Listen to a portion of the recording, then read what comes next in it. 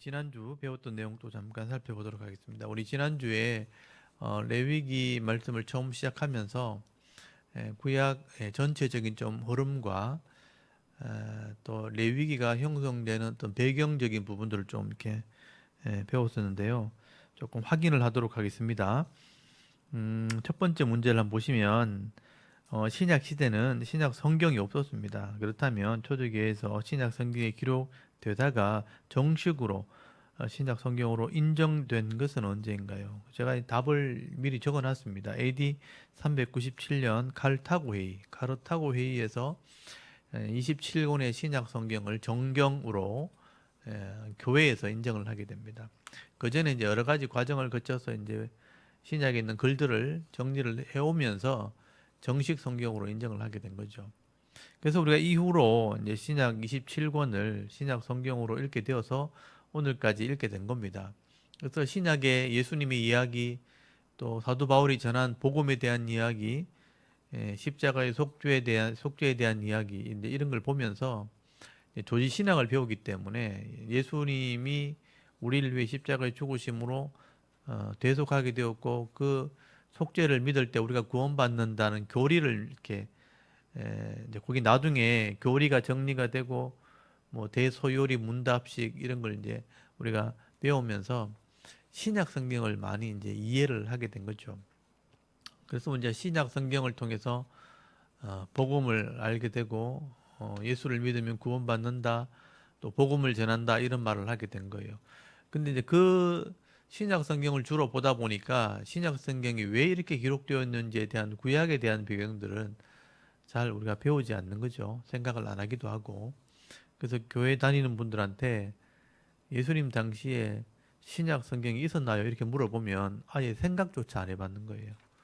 그때 당연히 신약 성경이 있었겠죠. 뭐 그렇게 막 막연하게 생각하는 거죠. 사실은 그렇지 않다는 거죠. 그래서 신약에 예수님이 설교한 내용들, 또 사도 바울이 복음을 전했던 내용들, 또 그 당시에 제자들이 성경을 가르쳤다고 하는 것들, 그게 다 구약 성경만 그렇게 한 겁니다. 그것들이 신약에 행해지고 또 그것이 글로 기록되어지면서 나중에 그것이 신약 성경이 된 거예요. 그렇다면 예수님께서 가르쳤던 내용들, 거기에 나오는 구원에 대한 이야기, 메시아에 대한 이야기, 또 십자가와 구원에 대한 얘기가 다 하나님이 이미 구약에 다 예언했고 이미 계획했던 것들이 이루어졌다는 것을 예수님이 말씀하신 거거든요. 그거를 그 당시 사람들이 믿게 된 거예요. 그래서 그게 신약의 신앙 고백이 되었다면 구약을 먼저 알아야 이게 이해가 되도록 되어 있는 거잖아요. 그래서 구약을 먼저 이해해야 된다. 그래야 예수님이 무엇을 설교했는지, 어떤 내용을 우리에게 가르치려고 했는지도 알게 되는 겁니다. 그래서 신약 성경만 가지고 신앙생활 하려고 하시면 안 된다는 거예요. 그렇게 하면 많은 것을 오해할 수 있고 또 잘못 알 수 있다는 것도 여러분 아셔야 됩니다. 그래서 대부분의 성도들이 신학만 조금 알고 구약을 전혀 이해하지 않은 상태에서 그냥 믿음을 가지려고 하고 바른 신앙생활을 하려고 하니까 온전히 모르게 되는, 모르는 상태에서 믿음을 가지게 되니까 그 믿음이 온전하지 못한 겁니다. 그래서 이런 구조적인 문제를 좀 먼저 아시라고 제가 첫 번째 질문을 드렸고요. 두 번째, 성경 66권을 이해하기 위해서는 반드시 구약을 먼저 이해해야 됩니다. 또 이 구약을 이해하기 위해서는 모세오경을 먼저 이해해야 합니다. 이 모세오경이 뭘까요? 모세가 썼던 5가지 경전이란 뜻이죠. 그래서 창세기, 출애굽기, 레위기, 민수기, 신명기를 모세오경이라고 이야기합니다. 그래서 이제 모세오경이 뭔지는 알고 있어야 될 거 아니에요. 모세가 어떤 의도로 왜 이것을 기록했는지를 이해해야 결국은 이스라엘의 그 출발을 이해하게 되는 거예요. 그래서 이제 모세오경을 먼저 이해해야 된다. 그리고 3번에 구약 성경을 제일 먼저 기록한 사람은 모세인데요. 이 모세가 제일 먼저 기록한 성경은 뭘까요? 그럼 모세오경 중에서 제일 먼저 기록한 게 뭘까요? 이런 부분도 생각을 안 해본 사람들이 많죠. 모세가 모세오경을 썼다는 건 알겠는데 그러면 뭘 제일 먼저 썼을까요? 근데 대부분의 사람들 물어보면 앞에 창세기가 나오니까 당연히 창세기부터 썼지 않았을까요? 그렇게 생각을 해요. 근데 창세기는 인류의 모든 출발을 기록한 거잖아요. 그때 아무도 없었단 말이에요. 그거를 기록할 수 있는 사람은 없죠. 하나님이 들려주셨고 구전으로 내려온 것들이 정리가 된 거예요. 그래서 모세가 이것을 창세기를 기록했다면 나중에 그걸 정리해서 기록했을 수밖에 없는 거예요. 그렇다면 실제로 성경을 제일 먼저 기록하는 것은 논리적으로 이렇게 성경을 읽어보면 결국은 출애굽한 뒤에 하나님을 알게 되었고 시내산 가서 하나님과 언약을 맺으면서 하나님이 주신 율법을 제일 먼저 기록을 했다고 기록이 나오니까 그렇다면 이 레위기가 제일 먼저 기록이 되었다고 봐야 되겠죠. 그리고 그 레위기를 중심으로 이것을 설명하기 위해서 이때까지 내려왔던 것들을 정리하면서 하나님이 감동을 받아가지고 창세기부터 출애굽기 역사 전체를 모세가 기록했다고 볼 수 있는 겁니다. 그리고 이제 광야에서 있었던 일들 그리고 다음 세대에 모압 평지에서 가나안 땅 들어가기 전에 신명기 설교했던 내용들을 다 이렇게 기록을 하고 그 다음 후계자인 여호수아에게 또는 제사장들에게 이걸 맡겼고 그 제사장들이 이걸 다 정리를 해서 결국은 모세오경이 기록에 남았다고 봐야 되는 겁니다. 그래서 레위기가 사실은 제일 먼저 받아서 기록한 것이기 때문에 레위기를 제일 먼저 기록했다라고 보는 겁니다. 그 다음에 네 번째, 하나님께서 죄인들을 구원하기 위해 약속하셨다는 것을 기록한 것이 바로 성경입니다. 그래서 이 성경의 이름을 무엇이라고 지었나요?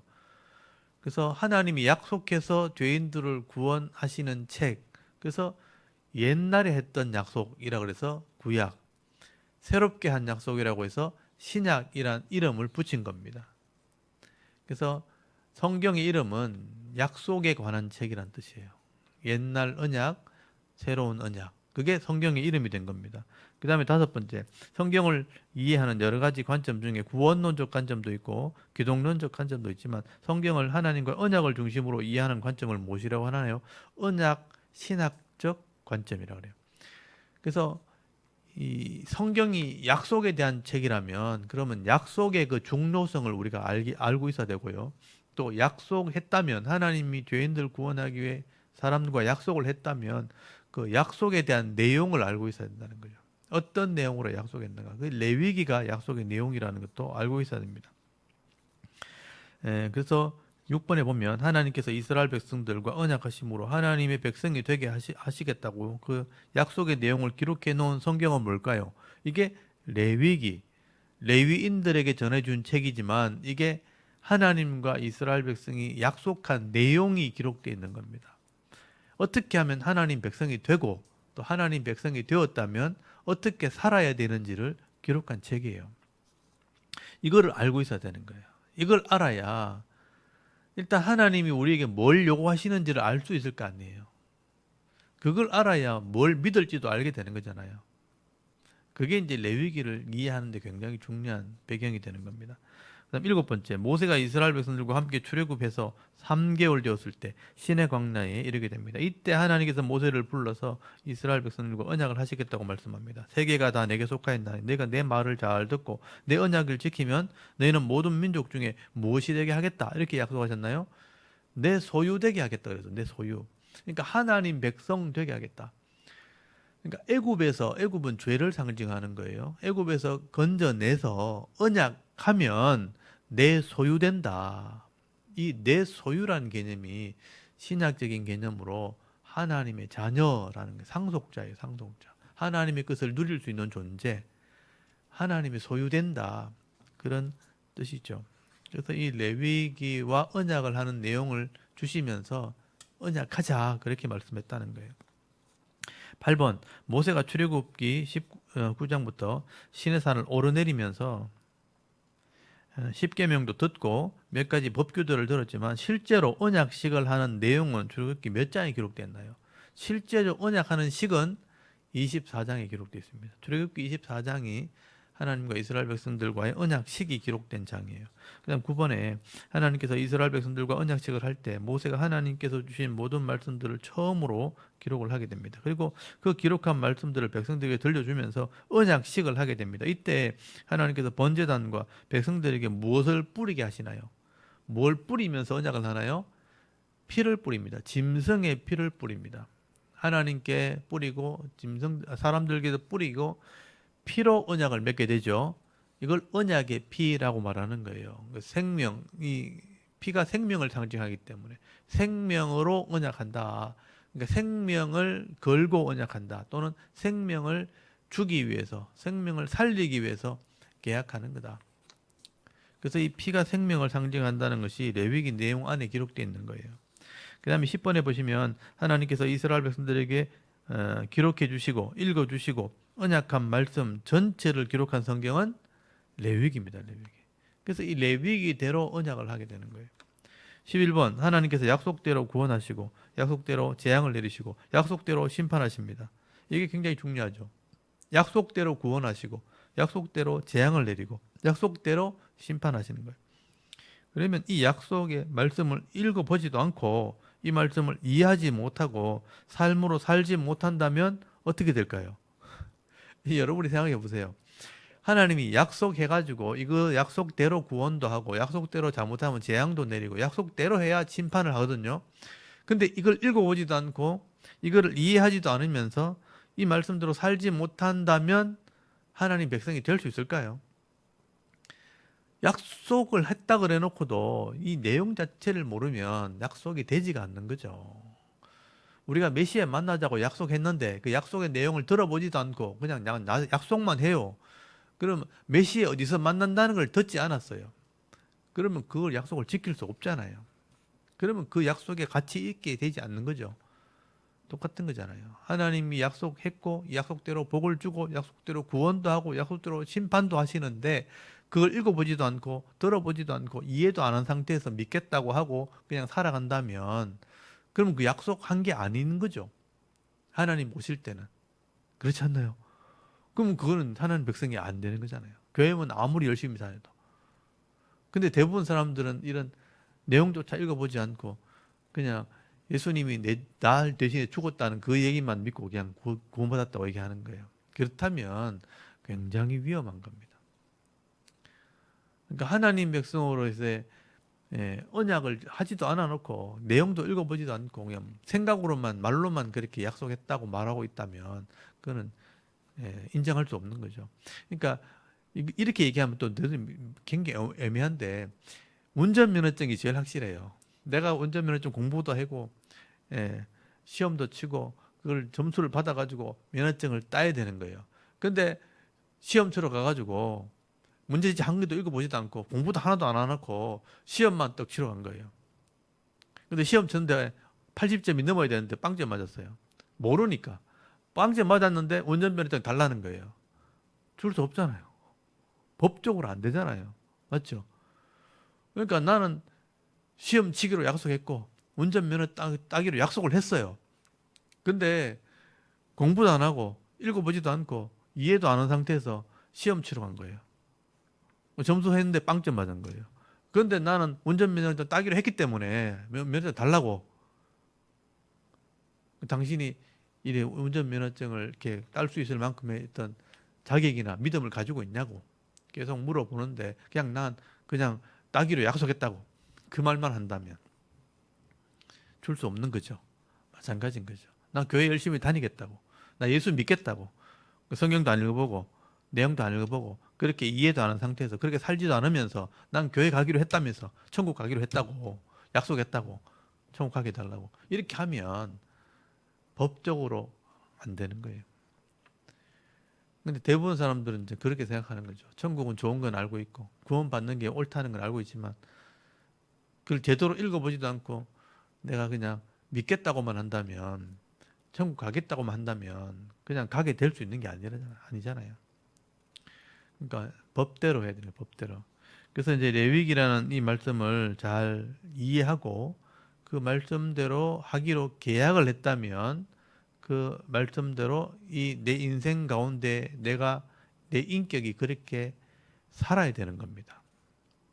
그래서 그러니까 이 약속을 믿었다는 것의 증거가 뭐냐면 그렇게 살았다는 게 증거예요. 그래서 믿음은 행위를 동반하고 있고 행위가 없는 믿음은 믿음이 아니다. 영혼 없는 몸이 죽은 것처럼 행위가 없는 믿음은 죽은 것이다. 야고보서에 분명히 나와 있잖아요. 이걸 이해하셔야 돼요. 그래서 난 예수 믿는 집안에 태어나가지고 수없이 예수에 대한 얘기를 듣고 수없이 교회도 다녔고 헌금도 했고 봉사도 했다면 내가 하나님 백성이 될 수 있다고 주장하면 성경을 모르는 상태에서 이해한 상태에서 그렇게 살지 않은 상태에서 나는 오랫동안 교회 다녔다고 구원 받았다고 얘기한다면 법적으로는 그게 불가능한 거예요. 그러니까 그걸 여러분 잘 이해하셔야 됩니다. 그래서 성경을 아는 것이 그만큼 중요하다. 그 성경을 배워야 됩니다. 무조건 배워야 됩니다. 그게 하나님께서 우리 인간들에게 이성을 가진 사람들에게 주신 구원의 방법이에요. 그래서 11번 문제를 잘 읽어보시고 내가 하나님 법대로 하시겠다고 하는데 내가 그걸 읽어보지도 않고 이해하지도 않고 살지도 않으면서 구원 받겠다 하는 것 불가능하다 하는 것을 잘 이해하시면 좋겠습니다. 그러면 글을 읽지도 못하고 아무것도 모르는 사람이 죽기 직전에 그냥 구원받을 때 어떻게 하는가? 그 사람이 이거를 이성적으로 이해하고 받아들이고 그렇게 마지막 순간이라도 그걸 인정하고 그렇게 해야 되는 거예요. 그게 이제 그 모습이 십자가상에서 죽었던 강도 이야기 아시죠? 십자가 위에서 구원받은 것이죠. 거기서 내가 예수님을 당신이 믿겠다고 하는 표현을 한 거예요. 그게 양쪽 강도가 있는 거죠. 이쪽 강도는 똑같은 상황인데도 예수님을 알고 있었고 예수님 말씀을 들었음에도 불구하고 욕을 하고 비난을 했어요. 근데 이쪽 강도는 내가 믿겠다고 당신 말을 믿겠다고 했을 때에 예수님을 인정했어요. 그리고 비난하는 그 강도가 그 비난하는 강도처럼 똑같이 행동하지 않았다는 거. 구별됐다는 뜻이에요. 다른 삶으로 나타냈다. 그 죽음의 순간에도 다른 삶으로 나타냈다는 게 행위예요. 그래서 우리가 예수를 믿고 구원을 받았고 이해를 한 뒤에 나타나는 현상, 그게 믿음의 삶이거든요. 그 삶이 반드시 나타나야 된다는 거죠. 나는 믿었다고 하면서도 말씀대로 이해했을 때 삶이 안 나타나면 그거는 믿은 게 아니죠. 그래서 이런 부분들을 그 긴 시간, 짧은 시간의 차이는 있지만 반드시 나타나줘야 된다. 믿었다는 것이 삶으로 나타나줘야 된다. 그걸 하나님 보실 때 믿었다는 것을 확인할 수 있는 방법 중에 하나입니다. 그래서 이제 성경을 이해하고 알고 있어야 된다. 그리고 약속했을 때는 그 삶으로 반드시 나타나야 된다. 이런 부분도 잘 이해하시면 좋겠습니다. 그 다음 12번 하나님께서는 모세와 이스라엘 백성들에게 언약서를 읽어주시고 모세를 산으로 올라오라고 명령하시고 네가 그것을 가르치도록 내가 무엇과 무엇을 친히 기록한 돌판을 주리라 이렇게 말씀합니다. 뭐라고 이렇게 말씀하셨나요? 그러니까 언약식을 하고 난 뒤에 이렇게 하셨어요. 언약식을 하고 난 뒤에 언약서만 읽어줬거든요. 그리고 나서 내가 이 백성을 가르칠 수 있도록 이렇게 가르칠 수 있도록 무엇과 무엇을 네게 준다. 돌판에 친히 써서 준다. 그렇게 말씀했어요. 율법과 계명을 내가 써준다. 가르치도록. 그래서 이 많은 내용들이 여기 뒤에 있다 하는 것도 말씀하죠. 그게 레위기 전체 말씀이에요. 여기는 이제 제사 제도가 나오고 또 삶의 규례가 나오죠. 그 다음에 13번에 레위기 말씀 전체 주제는 무엇인가요? 레위기 전체 주제는 구별됨, 거룩이에요. 거룩. 구별된다 하는 거예요. 하나님과 언약한 백성이 이 말씀을 이해하면 죄와 구별된다. 다르다 하는 것을 말씀합니다. 14번에는 레위기는 크게 두 가지 내용이 기록되어 있습니다. 거룩하게 되는 방법, 거룩을 유지하는 방법이라고 할 수 있습니다. 이 두 가지 내용이 뭘까요? 그러니까 제사 제도와 삶의 규례입니다. 제사 제도, 원래 죄인들이기 때문에 하나님 만날 수 없어요. 그래서 죄 문제를 해결하는 방법이 제사 제도예요. 그래서 거룩하게 되는 방법, 구별되는 방법이 제사 제도예요. 그리고 이렇게 구별된 사람이라면 죄를 짓지 않도록 구별된 삶이 있어야 돼요. 그게 삶의 규례입니다.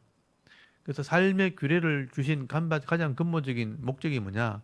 이렇게 죄에서 완전히 완벽하게 구별되라고 준 게 아니고 죄를 자꾸 죄성이 지을 때 이 죄를 짓는 모습을 통해서 계속 회개하면서 살아가는 삶을 살게 하기 위해서요. 그래서 완벽하게 하려고 율법을 준 게 아니고 말씀대로 살 때 은혜를 누리게 하려고. 이렇게 부족하면 기도하게 하고 회개하게 하고 또 거룩해지고 새로워지고 이렇게 하면서 하나님 사람답게 살아가도록 만드는 겁니다. 그게 율법을 주시는 목적이 거기에 있는 거죠. 나중에 바울이 그런 얘기를 하죠. 율법을 우리가 구원 얻게 하려고 준 게 아니다. 죄인임을 알게 하려고 준 거다. 그 얘기 뭐예요? 죄인임을 아니까 회개하는 거예요. 그래서 예수님도 목욕한 자는 발만 씻으면 된다. 그런 표현을 썼죠. 구원받았기 때문에 죄 문제를 해결했기 때문에 발을 씻는 삶을 계속 살아야 되죠. 그게 성도다. 그렇게 설명하고 있는 겁니다. 그 다음에 15번째, 레위기를 이해하고 레위기대로 살게 되면 세상 사람들과 구별되는 삶을 살게 되는데 예수님께서 이런 성도의 삶을 비유로 설명할 때 너희가 세상에 무엇이라고 설명을 하나요? 소금이다 또는 빛이다 이렇게 설명한 거예요. 다르다는 거예요. 어둠과 구별되는 빛이다. 그리고 썩어져가는 세상과 다른 소금이다. 다르다는 걸 그렇게 표현한 거예요. 그래서 이제 하나님을 믿고 레위기 말씀을 이해하면 세상 사람과 다른 생각을 가지게 되고 다른 삶으로 구별되는 겁니다. 그래서 하나님 백성이니까 하나님이 도와줘요. 그래서 이 어려운 세상이지만 하나님의 도우심과 보호가 있기 때문에 그나마 평안을 누릴 수 있는 존재. 여기서 이제 안식을 누리다가 진짜 영원한 안식에 들어가는 존재가 된다는 거예요. 그게 세상 사람과 다른 거예요. 그러니까 겉으로 볼 적엔 별반 차이 없어요. 근데 하나님 주시는 은혜 안에 있는 그게 차이가 나는 거예요. 그거는 이제 본인이 느끼는 것이 명확하게 이걸 구별해서 딱 표현하기 쉽지 않죠. 겉으로 보면 똑같이 보이니까. 그렇지만 구별되는 것은 분명히 있다 하는 것을 말씀하는 겁니다. 자, 오늘 이제 레위기를 또 배울 텐데요. 족보는 오늘 오랜만에 가면 족보 좀 정리를 한번 하고 여러분 예수님이 이 땅에 오신다는 것을 성경에 기록해 놨죠. 그래서 아담에서부터 온다는 얘기를 한 거예요. 그래서 여자의 후손이라는 이름으로 예수님이 오는데 그 족보를 다 기록해 놓은 거예요. 역사 속에 이것이 있는 거예요. 그래서 끊이지 않고 계속해서 예수님이 이렇게 사람들을 통해서 오게 되었다 하는 게 이 족보에 기록되어 있으니까 이게 하나님의 뜻이 이루어졌다는 걸 확인할 수 있죠. 그래서 아담부터 족보를 한번 제가 기억하시라고 외우시라고 일단 외우시면 이게 성경의 역사입니다, 결국. 그래서 아담의 10대 손이 나오니까 아담의 10대 손 아담, 셋, 에노스, 게난, 마할랄렐, 야렛, 에녹, 무두셀라, 라멕, 노아. 그리고 노아 홍수 위에 이후에 이제 셈, 함, 야벳 중에 셈이 예수님 족보에 들어갑니다. 셈의 10대 손이 나오죠. 그 셈, 아르박사, 셀라, 에벨, 벨렉, 루, 수룽, 나홀, 데라, 아브라함. 이 아브라함을 하나님이 언약해서 이스라엘 나라가 나오죠. 그리고 왕이 나올 때까지. 그래서 아브라함, 이사, 야곱. 야곱의 12아들 중에 유다, 베레스, 헤스론, 람, 아미나답, 나손, 살몬, 보아스, 오벳, 이세, 다윗이 왕이 되고요. 실제 다윗이 그 나라를 다스리고 땅을 차지하고 정복을 합니다. 그리고 다윗의 아들 솔로몬 때 하나님의 이름을 널리 알리게 되죠. 근데 이제 우상을 섬기는 바람에 나라가 둘로 나눠져서 이 나라를 큰 나라 10지파를 가진 게 타락하는 모습을 보여줘요. 그게 북이스라엘. 믿음을 가진 유다가 2지파를 가져서 예수님 족보에 들어가죠. 그래서 그 2지파와 10지파의 모습을 따로 나눕니다. 그렇게 이 북쪽의 이 멸망한 이 지파는 10지파는 여로보암부터 호세아까지 19명. 그래서 이제 어떻게 망하냐?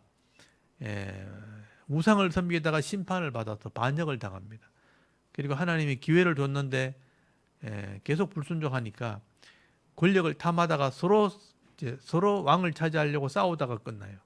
그래서 망한 나라입니다. 여로보암, 나답 우상을 섬기다가 반역을 당하죠. 바하사, 엘라 또 반역을 당하죠. 시므리 또 오므리가 죽이죠. 그래서 오므리의 다음 아들 아합이 우상을 섬기고 이방신을 섬깁니다.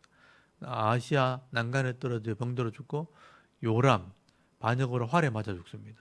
그래서 이 오므리 왕조가 망했죠. 그러니까 이 예후 왕조에게 또 기회를 줘요. 예후가 요람을 죽입니다. 또 왕이 됩니다. 그래서 하나님이 네 명의 왕을 허락하시죠.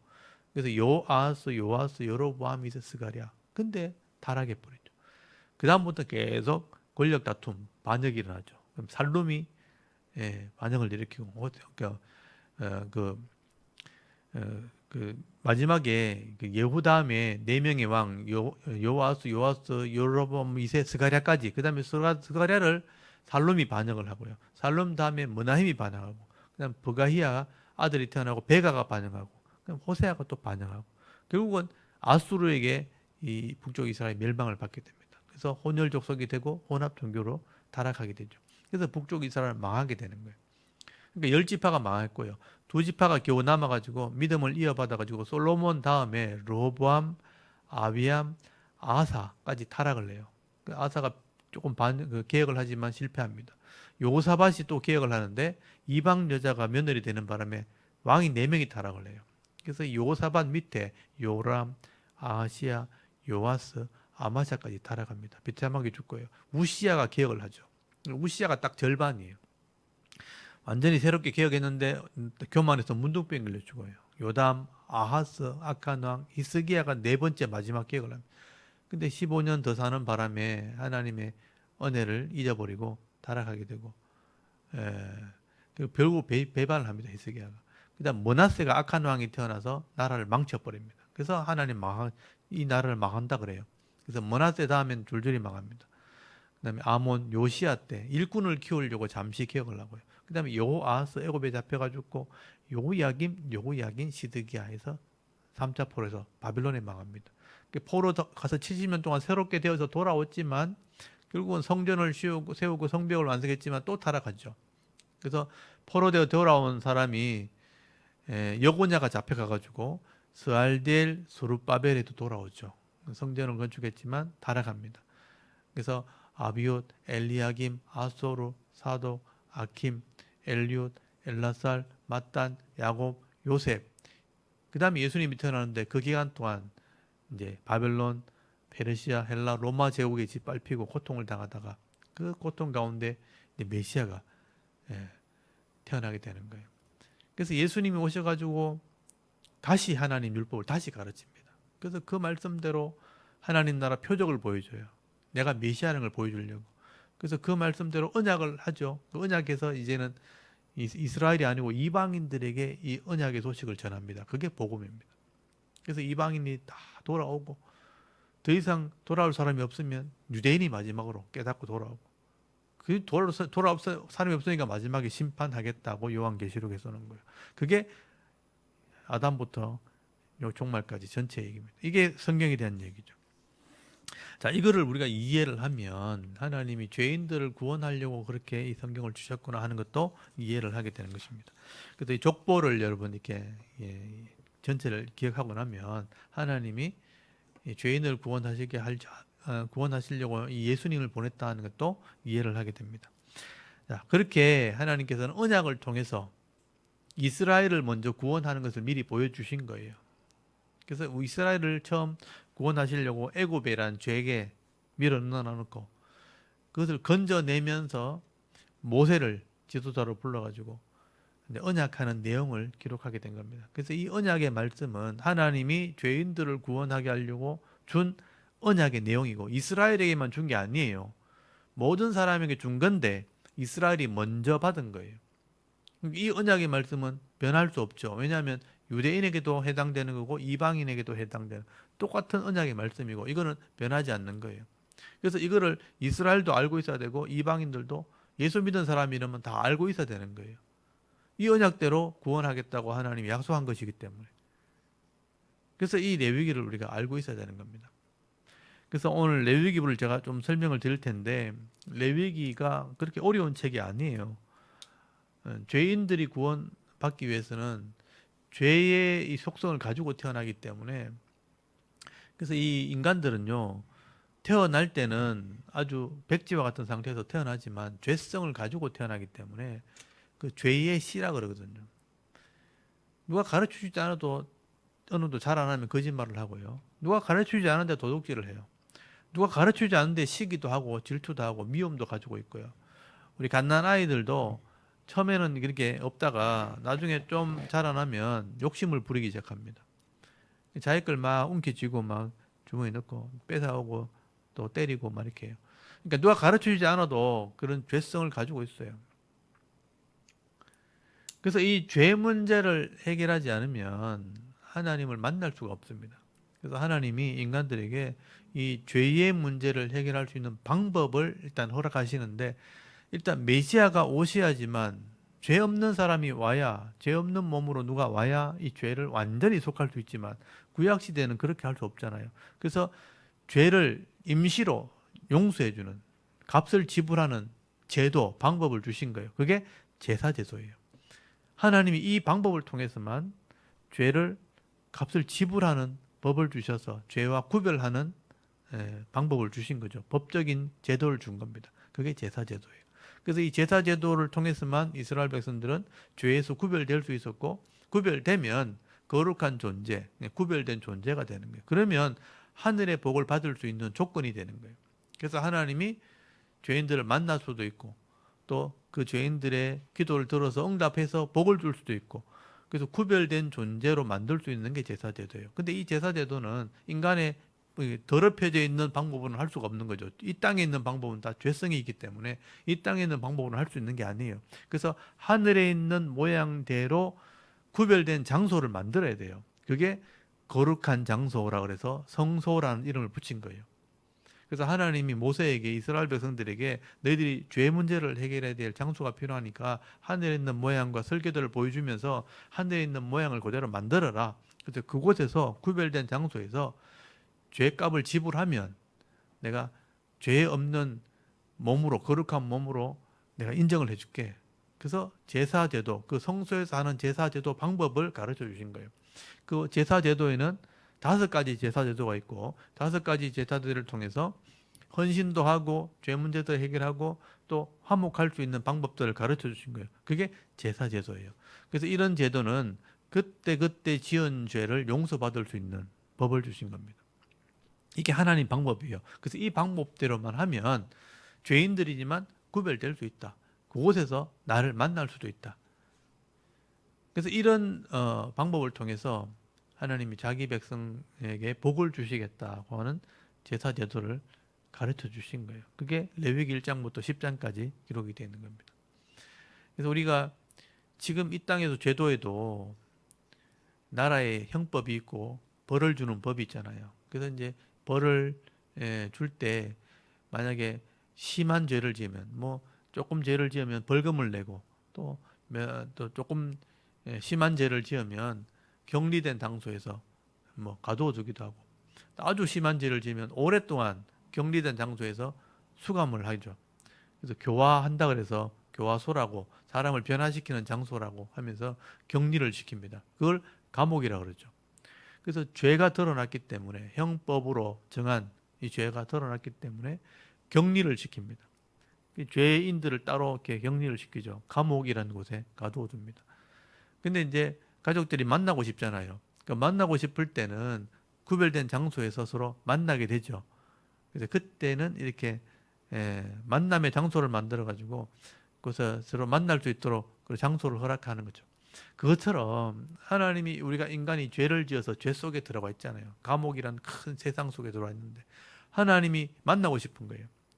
일단 그 법적인 허락 안에서 어떤 장소를 만들어 놓고 그곳에서 깨끗하게 되어지면 만나 줄게. 그게 성소라는 거예요. 굳이 따지면. 이해는 되시죠? 그러면 법적인 절차대로 해야 되는 거죠. 그래서 우리 감옥소에 수감된 사람도 내가 마음대로 가서 막 문 열고 들어가는 게 아니고 어떤 법적인 절차에서 시간과 장소를 정해가지고 그 법적인 서류를 써가지고 허락이 되고, 법적으로 다 허락이 된 상태에서 법적인 제한 안에서 어떤 시간 속에서 그걸 딱 만나는 장소가 있거든요.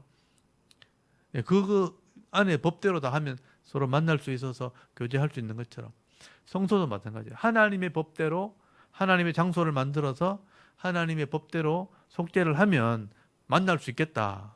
그 장소가 거룩한 장소다. 그래서 성소라는 이름을 붙인 거예요. 그러니까 이거는 우리의 의도에서 만들어진 게 아니고 하나님의 의도에서 만들어진 거예요. 그래서 하나님이 그곳을 기뻐하셨다. 왜냐하면 하나님이 창조한 인간이 죄인에 대해서 만날 수 없는 존재가 됐는데 하나님이 만날 수 있게 되었으니까 얼마나 그 만날 때 기쁘시겠어요. 그래서 하나님께서 우리가 그렇잖아요. 쉽게 예를 들어서 군대 간 아들이 있다. 보고 싶은데 만날 수가 없잖아요. 법적 절차에서 뭐 2년, 3년 동안 군 생활하고 격리가 돼 있는데 근데 어떤 날짜와 장소에 신청서를 써가지고 법적인 절차를 밟아가지고 시간과 장소를 정해놓고 만날 수 있다. 허락이 왔다.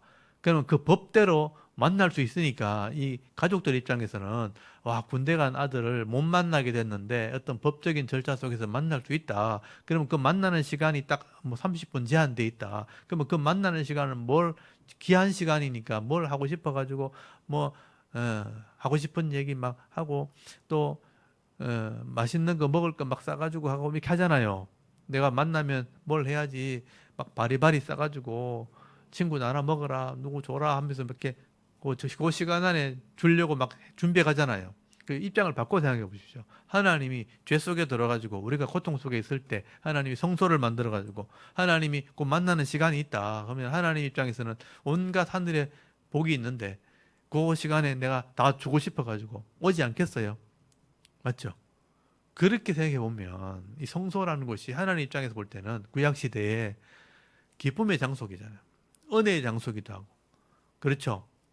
그러니까 더러워서 못 만지고 더러워서 못 주는데 죄값을 지불하는 그 죄값은요 생명으로만 죄값을 지불할 수 있어요. 왜냐하면 죄 지으면 죽어야 되기 때문에 생명을 내놓으면 죄값을 지불할 수 있는 법을 하나님 만드신 거예요. 그래서 사람이 죽으면 안 되니까 짐승의 피는 생명을 상징한단 말이에요. 그래서 짐승의 피를 값으로 내놓으면 지금 내 지은 죄를 값을 지불할 수 있는 거예요. 그러면 깨끗해지는 거예요. 그러면 하나님 만날 수 있는 거예요. 그 순간에는. 그래서 하나님 만나가지고 은혜와 복을 주시겠다. 그래서 그 짐승의 피를 뿌리는 곳이 어디냐면 성소 안에 있는 지성소 안에 있는 그 법궤 위에 있는 뚜껑에 있는 이 속죄소라는 뚜껑에다 피를 뿌리거든요.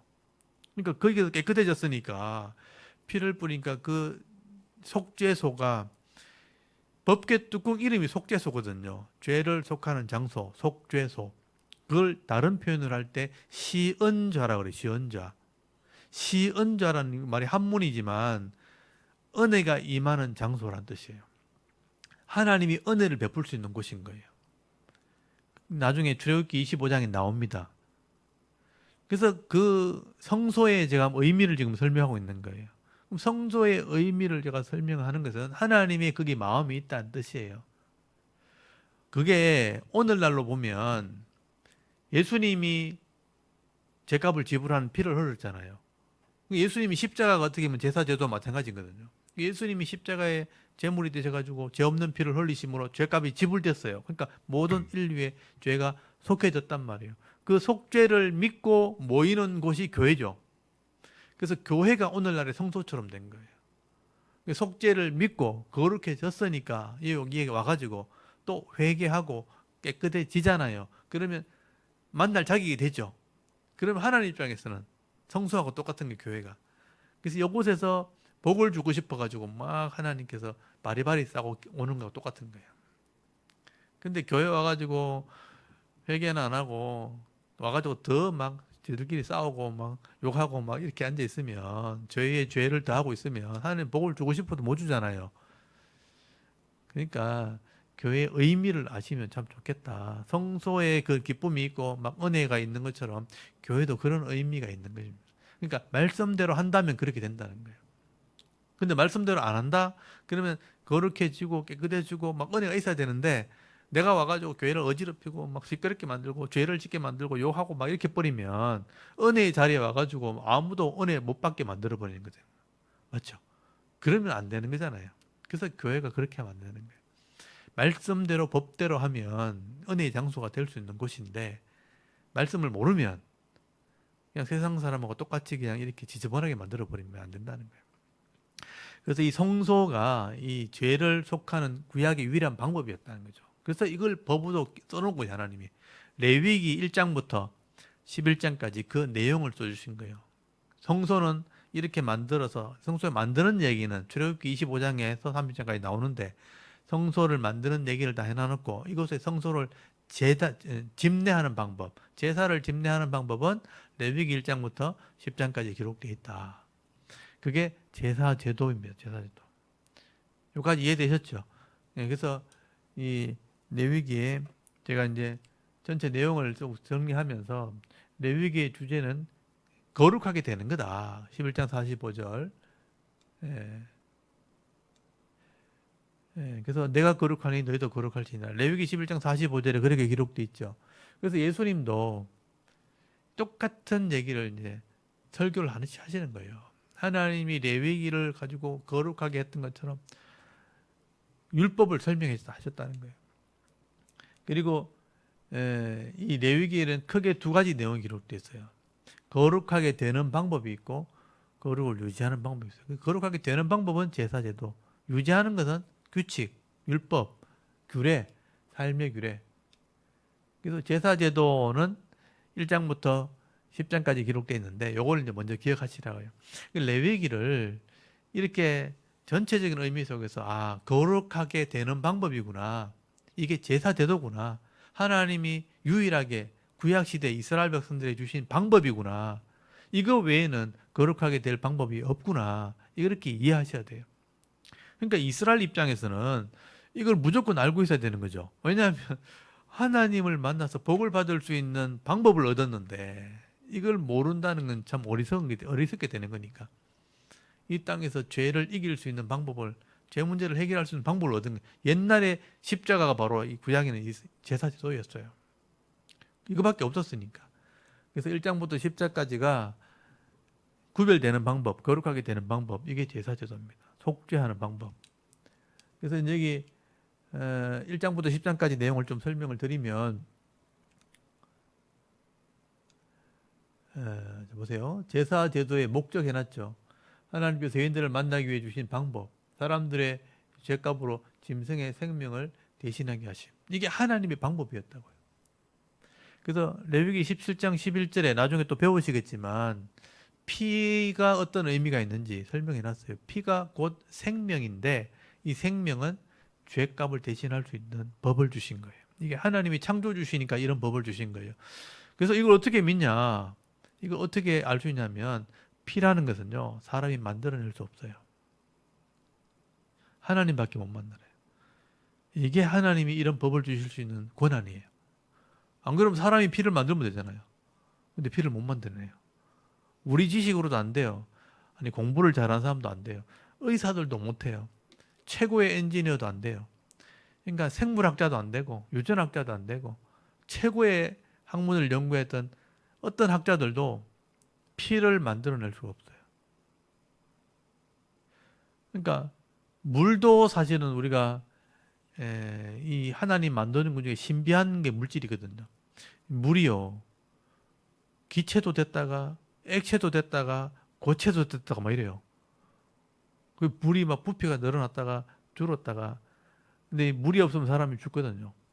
사람의 몸의 70%가 물이라 그러잖아요. 물이 없으면 탈수 현상이 생겨요. 물이 없으면 사람 죽어요. 물이 너무 많아도 안 되죠. 물속에 갇히면 또 죽죠. 산소 공급이 안 되니까 또 죽어버리죠. 물이란 이 액체가 참 신기한 능력이 있는 거예요. 근데 물보다 더 신기한 거는 이 피인 거죠, 피. 예, 이 피는 그 안에 세포가 있고 생명이 들었는데 이 피가 사람의 생명을 상징하기 때문에 이 피 안에 생명이 들어있는 거예요, 사실. 그래서 사람 몸에서 피를 싹 빼버리면 사람은 바로 죽습니다. 그러니까 음식을 먹어가지고 이 몸 골수에서부터, 이 골수 뼈 속에 있는 골수에서부터 아주 미세한 혈관들이 막 연결돼가지고 피를 만들어내서 간에 모인다 그래요. 미세 혈관을 통해서 간에 모여가지고 그 간에서 피가 만들어진 생성이 심장으로 올라가거든요. 심장에서, 이 심장은 또 펌프질, 태어나면서부터 심장이 딱 생기는 순간부터 죽을 때까지 계속 펌프질 하거든요. 심장이 이렇게 압축한단 말이에요. 그러니까 피가 들어가서 압축을 빡 하는 순간에 이 피가 14초 만에 온 말초신경까지 딱 퍼집니다. 이게 심장에서 쫙 다 퍼져가지고 거기서 다시 돌아가지고 심장으로 돌아오면서 다시 예, 콩팥으로 흘러가지고 오줌으로 배출되거든요. 그러니까 하나님이 이 몸 안에 피를 만드는 기능을 넣어주셨는데 음식을 먹을 때 이 분해가 돼가지고 이 장에서 위에서 다 흡수가 되면서 이 영양분과 함께 골수에서 피가 이렇게 합쳐져가지고 심장으로 들어가서 돌고 콩팥으로 빠지고 이 과정을 통해서 사람이 살아가도록 하거든요. 그래서 그 피 안에 모든 생명의 권한이 다 들었는데 피가 가는 곳에 세포가 살아나고 세포가 움직이고 세포가 활동하는 그런 기능을 한단 말이에요. 근데 이 피를 싹 빼버리면 사람은 그 자리에서 죽습니다. 근데 심장이 피를 이렇게 펌프질하기 때문에 이게 한번 펌프 잘못하면 14초 동안 피가 돈다 그러거든요. 14초 만에 한 바퀴 돈다 그러거든요. 근데 이 심장을 멈춰도 사람이 죽죠. 왜냐면 피가 안 도니까 몸에 흘러가지 않으니까 심장이 피를 돌게 하는 역할을 한단 말이에요. 심장이 가슴이 한 군데서 이렇게 펌프질을 하는데 그러니까 피를 안 돌면 사람이 죽어요. 피를 딱 빼버리면 사람이 죽어요. 그러니까 이 피 안에 생명이 들어있는 거죠. 생명. 그래서 이 피를 만드신 분이 하나님이에요. 그래서 피가 생명 자체다라고 하나님이 설명을 하시면서 죄의 값을 지불하는 권한을 피해 있다. 그래서 여러분 17장 11절 한번 보세요. 레위기 17장 11절.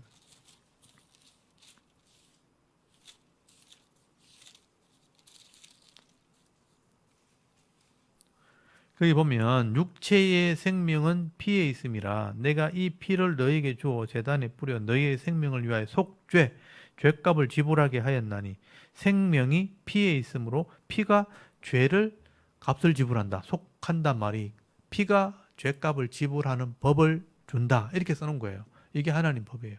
피를 만드시는 분이기 때문에. 다른 말로 하면 생명을 주실 수 있는 분이기 때문에 이 피만이 죄의 값을 지불하는 법을 만드신 거예요. 그래서 이 짐승의 피로 사람의 죄를 지불하는 제도를 만드는 거죠. 그게 제사 제도입니다. 그래서 하나님께서 이 제사 제도를 통해서 거룩하게 하는 방법을 주신 거예요. 예, 그래서 거기 두 번째 보면 제사를 진행하는 장소, 예, 장막 또는 성막, 성소는 하나님을 위한 곳이다. 아까 제가 설명드렸죠. 출애굽기 25장 8절 9절에 보면 여러분 출애굽기 여기 한번 찾아보세요. 25장 8절 9절.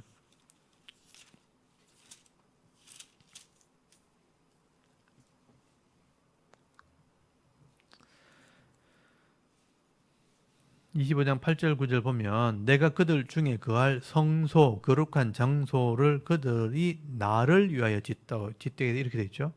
물론 내가 네게 보이는 모양대로 장막을 짓고 기구들도 그 모양을 따라 지을지니라. 그러니까 하나님을 위해서 만드는 거예요. 그러니까 창조주가 죄인들을 만나고 싶다는 마음을 여기 표현하고 있는 거예요. 내가 만나고 싶으니까 나를 위해 장소를 지어라. 여기서는 온전한 속죄가 된 건 아니죠. 그래서 이제 이곳에서 내가 죄를 속하겠다. 그래서 거기서 내가 너를 만나게 될 거다. 그래서 뒤에 넘어가면 거기 22절에 보면 25장 22절 거기서 내가 너와 만나고 라는 표현 썼죠. 속죄소 위 곧 증거계 위에 있는 두 그룹 사이에서 내가 이스라엘 자손을 위하여 네게 명령할 모든 일을 네게 이르리라. 거기서 너를 만날 거다. 만남의 장소죠. 죄를 속했으니까 깨끗해졌으니까 만날 장소. 그게 성소라는 거예요. 그래서 이 성소에서 여기 성소에서 만나는 장소죠.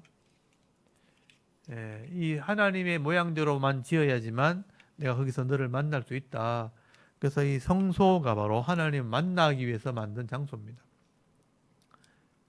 그리고 여기 아까 거기서 내가 만나고 하는 표현 나오죠. 그래서 죄인들을 만나고 싶어한 하나님 마음이 표현된 곳이 성소였다. 근데 하나님 방법대로 해. 내가 네게 보이는 대로. 그래서 하늘의 방법대로.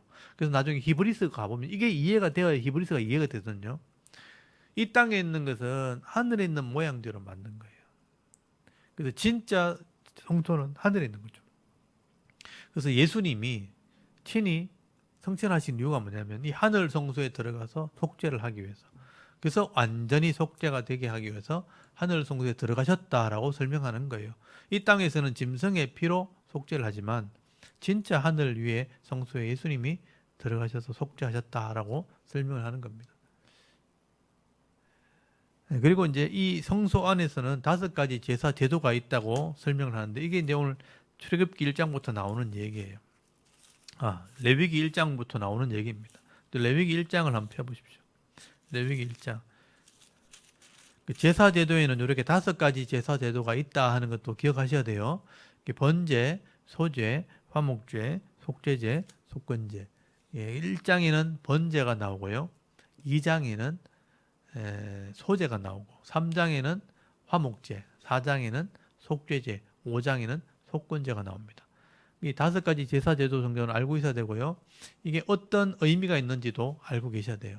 이 제사 제도의 의미를 따라서 이스라엘 백성들이 제사를 드렸다는 건데, 이 제사 드렸다는 게 뭐냐면 예배를 드렸다는 거거든요. 오늘날로 말하면 오늘날 예배 원리가 이 안에 들었다는 거예요. 그래서 번제는 다 태워서 드리는 제사. 여러분 그 레위기 1장을 한번 찾아보십시오. 1장에 보면 여호와께서 회막에서 모세를 부르시고 그에게 말씀하여 이르시되 이스라엘 자손에게 말하여 이르라. 여기 이스라엘 자손이라는 부분을 좀 줄을 쳐놓으시고, 그러니까 제사 제도는 이게 사실 레위기는 레위인들에게 준 책이거든요. 레위인들에게 준 책인데 제사 제도는 레위인들이 이걸 하는 거예요. 제사장이 이걸 하고 레위인들은 성소를 관리하는 겁니다. 그러면 하나님이 레위인들에게 말씀하셨다, 또는 제사장에게 말씀하셨다, 이렇게 하는 내용이 나오거든요. 이건 제사장만 알면 되는 거예요. 레위인들에게 말씀하셨다는 레위인들만 알면 되는 거예요. 근데 이스라엘 자손에게 말씀하셨다 하는 거는 모든 사람이 다 알아야 된다, 이런 의미가 있어요. 우리 성도들은 레위기의 제사 제도를 알고 있어야 돼요. 그러니까 이스라엘 자손에게 말해라 했다는 것은 모든 사람이 이걸 다 알고 있어야 된다는 뜻이에요. 이스라엘 자손들이 이걸 들어서 알아야 되는데, 너희 중에 누구든지 여호와께 예물을 드리려거든 가축 중에 소나 양으로 예물을 드릴지니라. 그러니까 제물은 소나 양이 이 제물이 될 수 있다. 구별된 짐승이죠. 소나 양으로만 제물을 할 수 있습니다. 3절에 그 예물이 소의 번제면 흠없는 수컷으로 회막문의 여호와 앞에 기쁘게 받아 드릴지라. 소를 드릴 때는 흠없는 것, 병들거나 눈먼거나 또는 이렇게 한쪽 다리가 없거나 이렇게 하면 안 된다는 거예요. 흠이 없다는 것, 제물이 흠이 없다는 것은 결국 예수 그리스도의 흠 없음을 상징하는 거예요.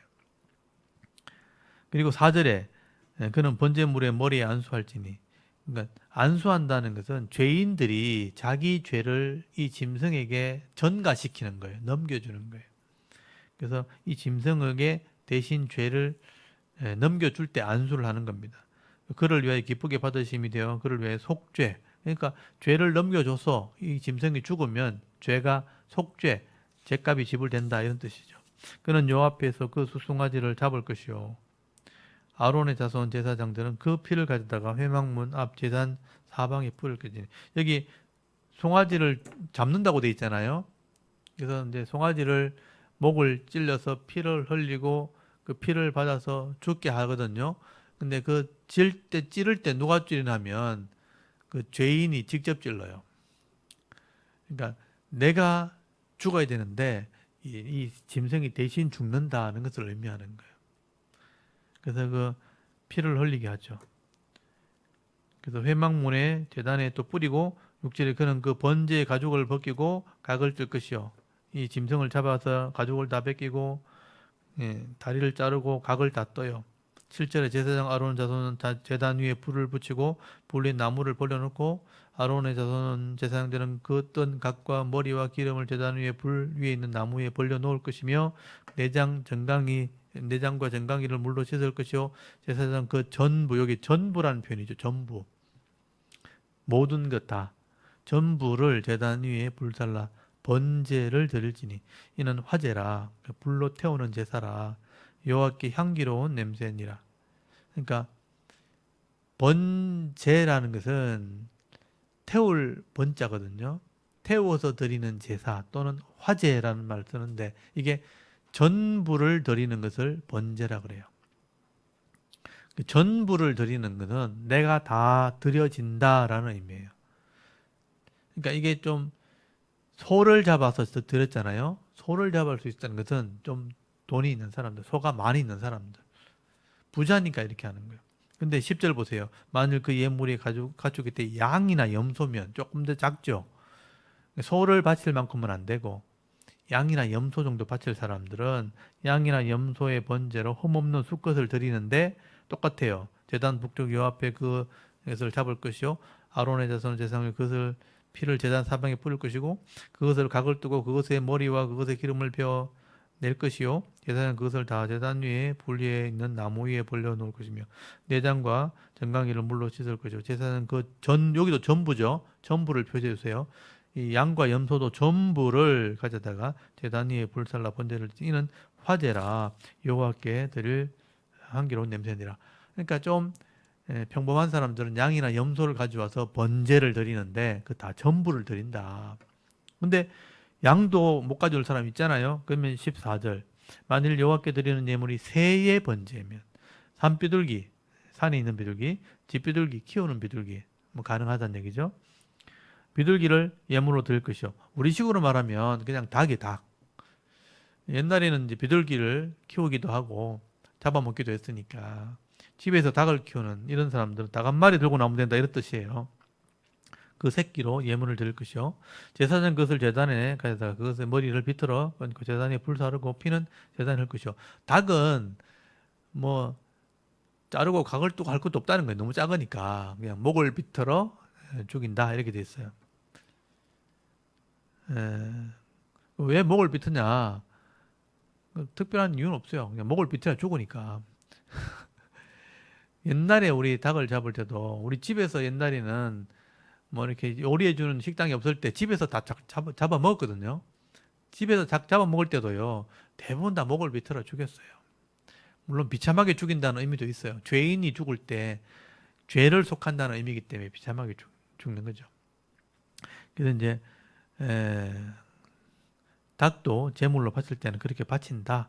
그리고 17절 또 그 날개 자리에 그 몸을 찢어 아주 찢지 말고 제사장이 그것을 제단 위에 불 위에 있는 나무 위에서 불살라 번제를 드릴지니 이는 화제라 여호와께 향기로운 냄새니라. 그래서 새를 들 때는 비둘기를 가지고 나오면 된다. 근데 비둘기도 가지고 나오지 못할 사람이 있잖아요. 그러면 2장에 넘어가면 소제가 나와요. 이 소제는 고운 가루예요. 그러니까 곡식이죠, 곡식. 그래서 소제라는 말은 힐소자에 제사제자인 거예요. 그러니까 흰색 제물이란 뜻이에요. 그러니까 보통 고기는 붉은색이잖아요. 그래서 붉은색을 가지고 나올 때 짐승을 드리는 건데 짐승을 가지고 나오지 못하는 사람은 곡식을 가지고 나온다. 그래서 곡식을 가지고 나와서 이 곡식을 뭐 죽이는 게 아니잖아요. 곡식을 죽일 수 없으니까 대신 빻아버려요. 가루를 만들어버려요. 박살을 내는 거예요. 이 박살 낸다는 의미가 이제 죽는다 이런 의미가 되는 거예요. 그래서 가루를 만든다. 고운 가루라는 표현이 뭐냐면 박살 낸다는 거예요. 팍 빻아가지고 다 박살 내가지고 하나님께 드린다 이런 뜻이에요. 그래서 거기 보면 기름을 발라 유향은 뭐냐면 기름을 발라가지고 가루를 이렇게 뭉쳐가지고 반죽을 해가지고 프라이팬에 번철에 굽기도 하고 솥에 삶기도 하고 이렇게 붙여가지고 드리기도 하고 이렇게 한다는 거예요. 그래서 2절에 아론의 자손 제사장들에게로 가져갈 것이요. 제사장 그 고운 가루 한 웅큼과 기름과 그 모든 유향을 가져다가 기념물로 제단 위에 불사를 지니 이는 화제라 여호와께 향기로운 냄새니라. 그 소재에 남은 것은 아론과 그 자손에게 돌릴지니 이는 여호와의 화제물 중에 지극히 거룩한 것이니라. 그래서 이 소재는 일부를 불태워서 화제를 삼고 나머지 남는 거는 제사장의 양식이 됩니다. 우리나라 옛날에 이제 쌀 이렇게 성미 가져왔던 것처럼 똑같은 거예요. 우리 쌀 밥 한 끼 할 때마다 한 스푼 떠가지고 이제 성미통에 넣어놓고 한 끼 할 때마다 옛날에 우리 어머니도 그렇게 했거든요. 한 숟갈 떠가지고 성미 주머니에 넣어놔두고 일주일 동안 모으면 그걸 성미, 소재, 우리 구약에 말하는 소재처럼 성미함에 넣어놓으면 그 썰이 다 모이면 그걸 목사님이 양식을 했단 말이에요.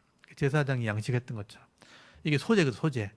그래서 옛날에는 가루를 다 만들어가지고 그렇게 떡을 만들어서 바치면 그게 제사장이 양식이 됐던 거예요. 왜냐하면 제사장은 따로 농사를 짓지 않기 때문에 백성들이 바치는 이 소재를 가지고 양식을 삼은 거예요.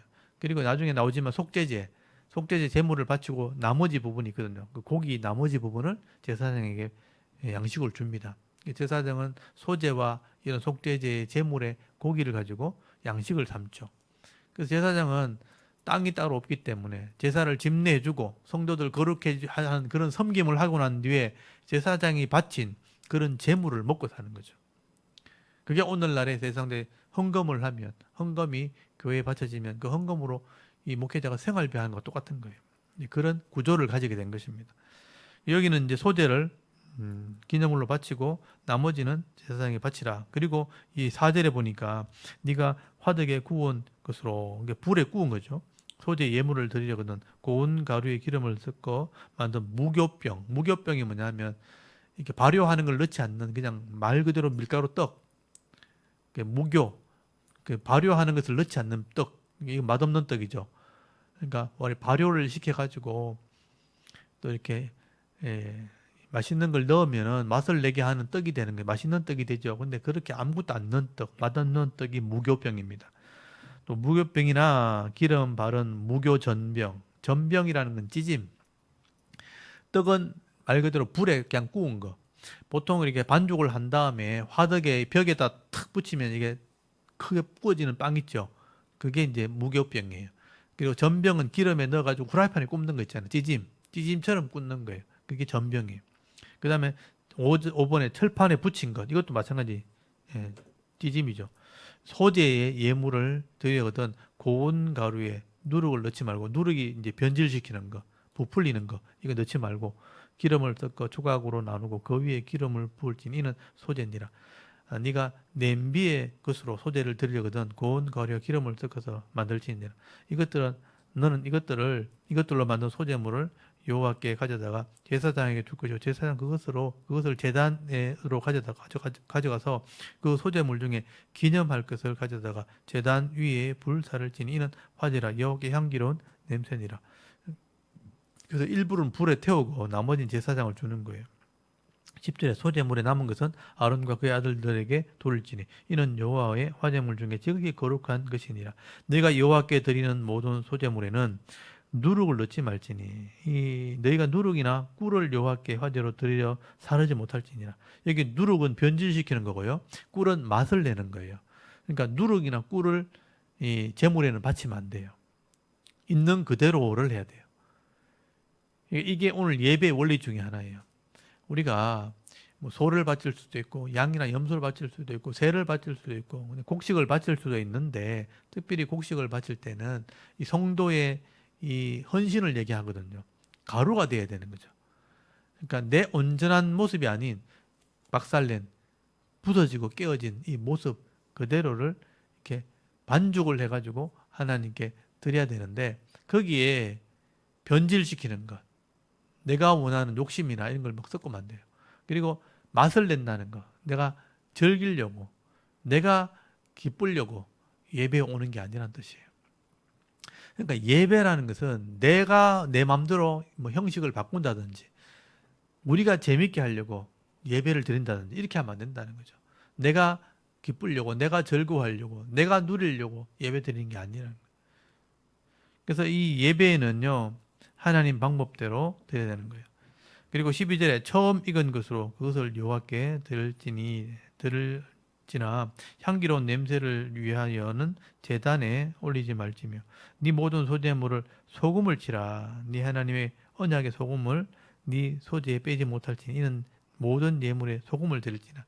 이 소금이라는 것은 변하지 않는다는 의미가 있어요. 그러니까 변하지 않는, 그래서 언약한다는 개념도 있고요. 약속한다는 뜻도 있어요. 그래서 이제 소금을 넣어서 제물로 바쳐라. 소재로 바쳐라 하는 것은 그게 언약의 소금이란 말 썼잖아요. 그러니까 언약의 소금, 언약 한다는 마음으로 소금을 넣는다 이런 의미가 있는 거예요. 14절에 너는 첫 이삭의 소재를 여호와께 드릴거든 첫 이삭을 볶아 찌은 것으로 네 소재를 삼되 이 첫 이삭이 뭐냐면 농사를 지을 때 밀이나 그 당시에는 보리를 심거든요. 보리를 심을 때 처음 이렇게 싹이 올라와 가지고 열매 나오는 거 있잖아요. 그러니까 첫 열매 나오는 그 첫 이삭 그걸 말하는 거예요. 근데 그걸 하나님께 드리도록 돼 있어요. 그 15절에 그 위에 기름을 붓고 그 위에 유향을 더할지니 이는 소재니라. 제사장은 찌은 곡식과 기름을 모든 유향과 함께 기념물로 불사를 지니 이는 여호와께 드리는 화제니라.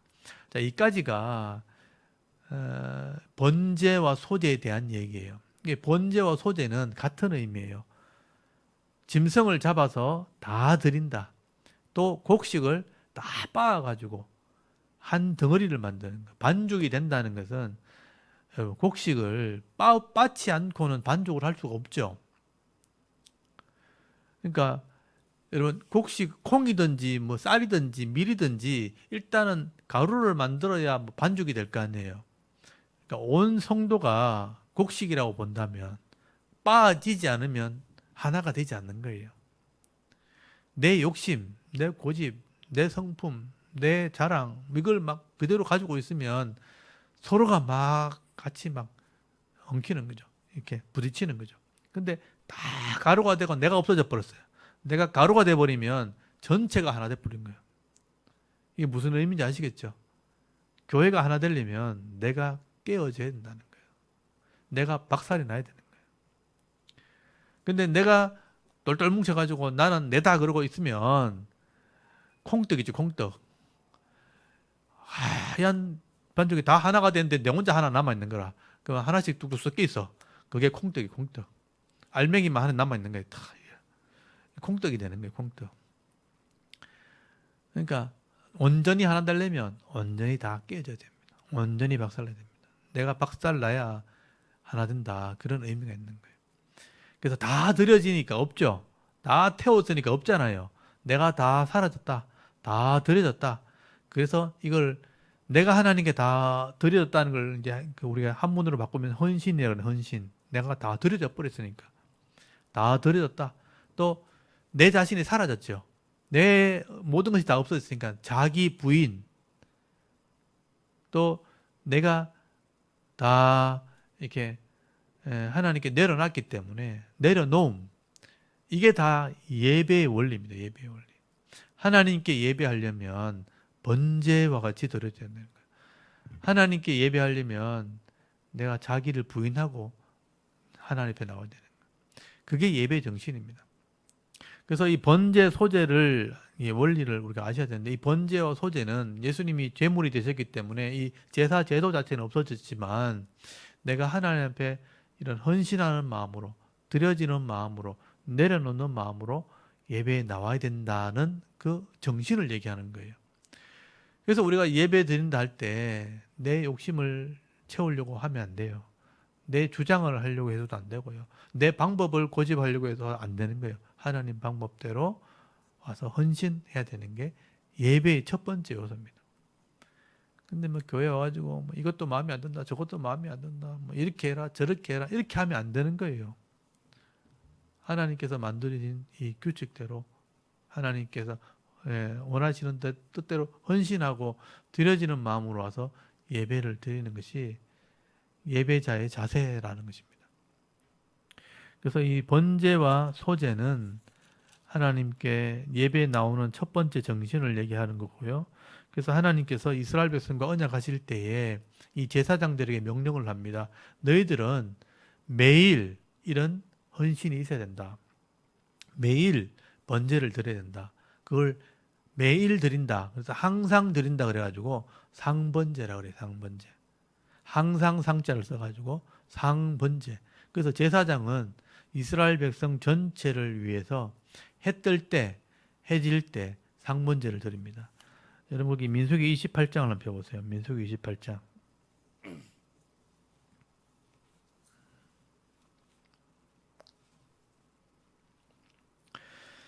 민수기 28장이 나중에 제가 설명을 드리겠지만 제사 제도에 대해서 이제 말씀을 하시면서 예배의 방법을 설명하는 거예요.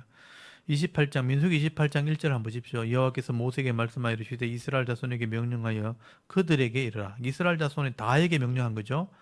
내 헌물 내 음식인 화제물을 내 향기로운 것은 너희가 그 정한 시기에 삼가 내게 바칠지니라. 또 그들에게 이르라. 너희가 여호와께 드릴 화제는 이러하니 1년 되고 흠없는 순양을 매일 2마리씩 상번제로 드리되 어린 양 한 마리는 아침에 드리고 어린 양 한 마리는 해질 때에 드릴 것이요. 이렇게 돼 있죠. 여기 상번제란 말 나오잖아요. 이게 항상 드리는 번제를 매일 드려라. 그래서 아침에 한 번, 저녁에 한 번. 하루 시작할 때, 하루 끝날 때, 이렇게 해질 때와 해 뜰 때거든요. 그러니까 해 뜰 때 아침에 또 해질 때 저녁에 이렇게 짐승을 바쳐서 제사장이 상번제를 드려요. 그럼 백성들이 그걸 보면서 하나님께서 우리에게 예배에 드릴 때 은혜를 베푸시는구나. 내가 하나님께 헌신하는구나. 이런 마음으로 하루를 시작한다는 거예요. 하루가 끝났을 때도 하나님께 헌신하는 마음으로 안식을 누리는 거예요. 그러니까 아침에 상번제 드리고 하루 일과를 시작하고 또 저녁에 번제를 드리고 안식을 누리고 그게 하나님 백성이라는 거예요. 그래서 우리가 매일의 예배가 반드시 있어야 된다. 매일의 헌신이 반드시 있어야 된다. 여러분, 이 시간이라는 것도 내가 마음대로 할 수 있는 게 아니잖아요. 이 시간 안에 얼마나 많은 일이 벌어져요. 근데 이 시간을 하나님께 헌신할 때 하나님이 책임져 주시고 하나님이 은혜 베푸시는 그런 복이 있는 겁니다. 그리고 일주일을 이렇게 살잖아요. 하루 헌신하고 또 하루 헌신해서 또 은혜 누리고 또 은혜, 일주일이 지났잖아요. 그러면 안식일이 되잖아요. 안식일 날 하나님께 예배 드려요. 그래서 거기 9절 한번 보세요. 28장 9절. 안식일에는 1년 되고 흠없는 순양 2마리와 고운 가루 10분의 2의 기름 섞은 소재와 그 전제를 드릴지니 이는 상번제와 그 전제 외에 매 안식일의 번제라고 돼 있죠. 안식일의 번제, 안식일의 헌신, 이게 오늘날 주일 예배입니다. 그래서 하루하루 이렇게 예배 드리면서 은혜 누리다가 안식일이 되면 세상 일을 다 멈추고 하나님께 나와 헌신하는 거예요. 그래서 이 일주일 동안의 은혜를 하나님 앞에 누리는 거예요. 그래서 또 회복되어져서 또 일주일을 살아가는 거예요. 그래서 그게 4번 반복되면 한 달이 되는 거예요. 또 월삭, 하루 그 한 달의 첫날 예배를 드리고 그게 12달이 지나면 1년이 지나가요. 1년 되면 마지막 날 새해를 맞이하면서 대속제일을 또 지내게 됩니다. 또 한 해를 또 회개하고 또 한 해를 맞이하고 또 매일매일 한 달, 일주일 이렇게 헌신하는 거죠. 그러니까 성도는 이 시간 속에서 하나님께 헌신하면서 살아가는 거예요. 그게 우리가 해야 될 예배의 모습입니다. 그래서 성도는 그냥 주일날 한번 교회 오는 것으로 끝나는 게 아니고요. 인생 전체를 하나님께 헌신하는 거예요. 그러면 하나님 우리 인생 전체를 지켜주신다. 책임져 주신다. 그게 성도예요. 그래서 나는 그냥 내 인생은 내가 사는 건데 하나님께 한번 가서 그쪽 예배 드리고 와야지. 이게 아니에요. 원래 인생의 주인은 하나님이시고 생명의 주인도 하나님인데 이 생명 전체를 하나님께 헌신한다는 게 예배자의 모습이라는 거예요. 이게 번제 정신이고 소제 정신입니다. 이걸 제대로 인식하지 못하면 내 인생을 그냥 내가 살아가다가 그냥 내가 교회 가서 한번 가주는 거로 그냥 그렇게 착각하시면 안 돼요. 그 잘못된 신앙입니다. 그렇게 하면 하나님을 제대로 섬길 수가 없습니다. 제대로 믿을 수가 없는 거죠. 이 번제가 굉장히 중요한 거예요. 나는 죄인이고 죄 문제를 해결해야지만 하나님이 나를 만나서 도와주실 수 있다. 그게 번제의 첫 번째 요소입니다. 그러니까 내가 하나님께 드려질 때 하나님이 나를 책임져 준다. 번제와 소제 의미 아시겠죠? 제가 이제 이런 내용을 잘 모르기 때문에 번제, 소제 의미를 그냥 간단하게 설명을 하고 계속 넘어갔지만 오늘 1장, 2장을 통해서 지금 제대로 지금 설명을 하고 있는 거예요. 내가 하나님께 드려지는 방법을 하나님께서 번제와 소제를 통해서 설명하신 거예요. 그리고 이제 3장에는 레위기 3장에는 이제 화목죄가 나옵니다. 화목죄. 화목죄는 백성들을 위한 제사, 예배예요. 그러니까 말 그대로 화목하는 제사. 하나님과도 화목이지만 사람들 간의 화목이 있죠. 그래서 3장 1절에 보면 사람이 만일 화목제를 제물을 화목제의 제물을 예물로 드리되 소로 드리려면 수컷이나 암컷이나 흠없는 것으로 여호와께 드릴지니 그 예물의 머리 안수하고 회막문에서 잡을 것이요 아론의 자손 제사는 그 피를 제단 사방에 뿌릴 것이며 그는 또 그 화목제 제물 중에서 여호와께 화제를 드릴지니 곧 내장에 덮인 기름과 내장에 붙은 모든 기름과 두 콩팥과 그 위에 기름 곧 허리 쪽에 있는 것과 간에 덮인 거풀을 콩팥과 함께 떼어낼 것이요 아론의 자손은 그것을 제단 위에 불 위에 있는 나무 위에 번제물 위에서 살을 찌니 이는 화제라 여호와께 향기로운 냄새니라. 그래서 내장 부분만 다 이렇게 떼어내서 기름과 함께 불태우죠. 그리고 나머지 살은요 사람들이 나눠 먹습니다. 6절에 만일 여호와께 예물을 드리는 화목제 제물이 양이면 아까는 소였죠. 여기 소라고 아까 표현된 게 1절에 소 나오죠.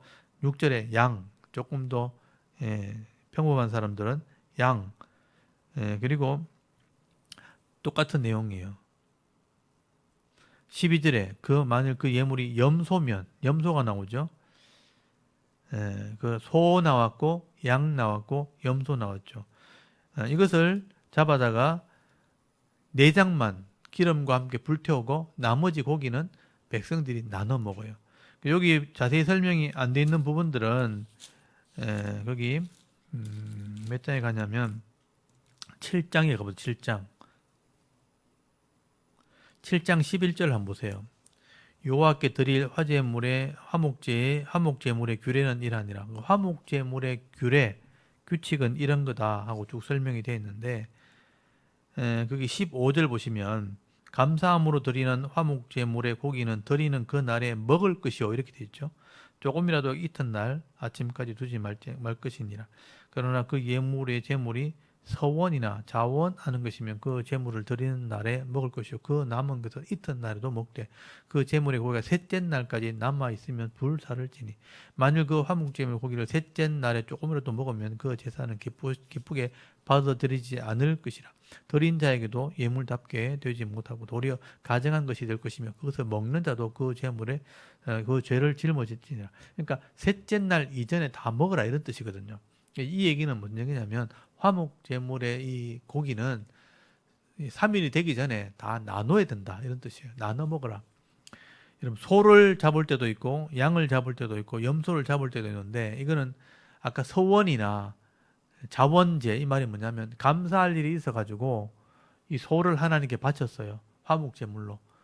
그러니까 이거는 뭐냐면 좋은 일이 있었을 때 약속을 했는데 성취가 되었을 때 서원제 또 내가 자원하는 마음으로 감사하는 마음이 생겨서 하나님께 제물을 바쳐서 하나님께 감사할 때 이거를 화목제물이라고 그래요. 그래서 이거는 하나님이 이 짐승 내장 사람들이 먹지 못하는 것만 불태워 드리고 나머지는 3일 내에 다 나눠 먹으라.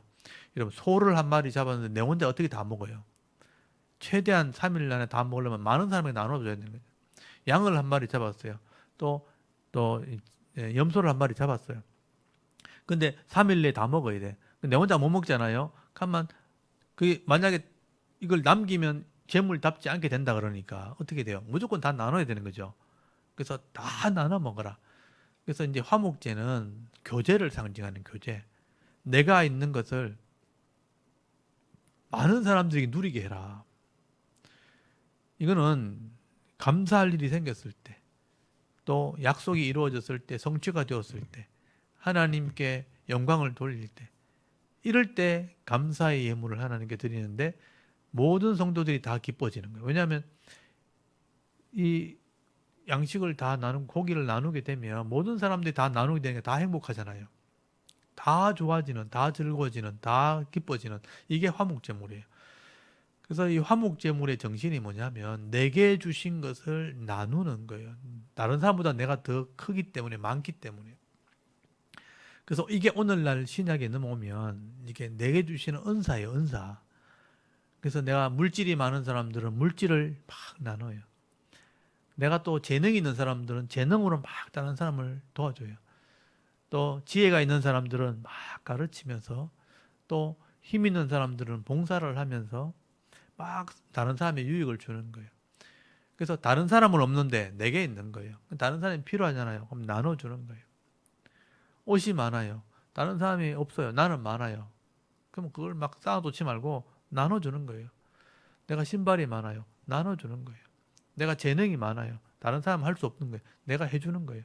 그렇게 막 나눠요. 그게 화목제물이에요. 근데 그게 나눠지면 없어지느냐? 그렇지 않아요. 더 많아져요. 여러분, 기술이라는 것은 자꾸 쓰면 쓸수록 더 숙련되고 더 잘하게 돼 있어요. 내가 재능을 가지고 있어요. 재능을 가지고 있으면 그 재능이 가만히 있으면 그냥 그대로 있지만 이걸 자꾸 쓰면요, 더 성숙해지고 더 완벽해지고 더 완전해져요. 그래서 많은 사람들에게 나눠주면 그게 더 풍성해지는 거예요. 이게 재능이라는 거죠. 이게 은사라는 거예요. 내가 노래 잘해요. 그러면 내가 노래 잘하면 내 혼자 들으면 그냥 내가 만족하겠지만, 내가 다른 사람에게 나가서 뭐 큰 무대에 가서 막 하잖아요. 그러면 이 실력이 점점 늘어나는 거예요. 더 잘하게 되고 더 사람들이 존경받게 되는 거. 이게 은사라는 거죠.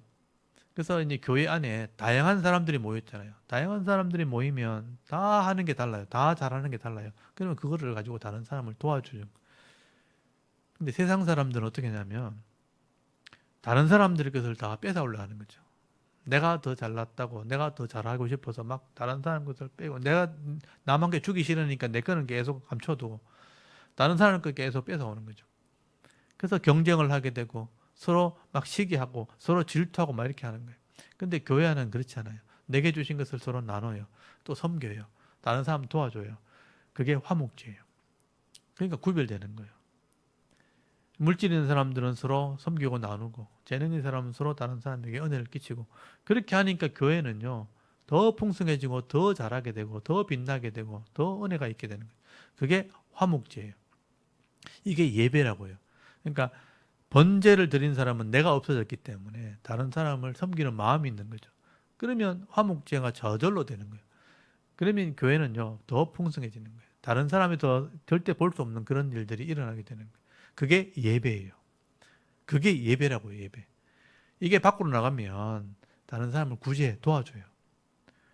누가 도와달라 해서 한 게 아니고 내가 마음에서 도와주고 싶은 거예요. 그럼 도와줘요. 돈을 많이 벌었어요. 그러면 이제 구제하는 거예요. 또 기업인들이 막 나눠주는 거예요. 어려운 사람 있으면 막 이렇게 도와주는 거예요. 그게 나중에 자선 사업이 되고 기부가 되고 또 다른 사람에게 살리는 그런 선행이 되는 거예요. 그래서 교회가 다르다는 말을 듣게 되는 거예요. 이게 예배예요. 그러니까 번제가 되면 화목제가 되고요. 화목제가 되면 하나님의 은혜가 임하게 되는 거예요. 그래서 이게 제사 제도라고요. 근데 이게 오늘 예배 정신이라고요. 근데 교회 안에 이것이 이루어지게 되면 구별되어지는 것입니다. 이런 이해가 되어지는 거죠. 그래서 교회는요, 예배 드릴 때 다양한 은사를 서로 나눠야 되고 서로 존중 여기면서 해야 되는 겁니다. 요까지가 이제 화목제에 대한 얘기예요. 지금 번제, 소제, 화목제 설명했죠. 제가 의미를 설명하고 있는 겁니다. 이렇게 해라고 레위기 1장부터 써주신 거예요. 그래서 이스라엘 백성들에게 이걸 전해라 모세가 가르쳤을 거란 말이에요.